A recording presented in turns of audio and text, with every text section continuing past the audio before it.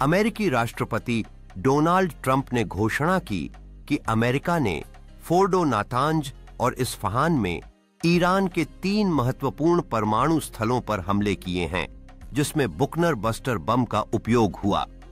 अमेरिकी अधिकारियों के अनुसार रेडिएशन का कोई खतरा नहीं है और स्थलों को पूरी तरह से नष्ट कर दिया गया है।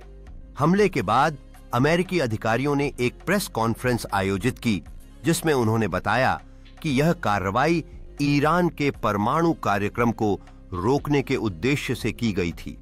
उन्होंने यह भी स्पष्ट किया कि इन स्थलों पर किसी भी प्रकार का रेडिएशन फैलने का खतरा नहीं है। संयुक्त राष्ट्र सुरक्षा परिषद में विभिन्न देशों के राजनयिकों ने अमेरिका की सैन्य कार्रवाई के बारे में अपनी चिंताओं को व्यक्त किया, जिससे अंतर्राष्ट्रीय स्तर पर तनाव बढ़ गया। इस स्थिति ने वैश्विक सुरक्षा के लिए गंभीर प्रश्न खड़े कर दिए हैं।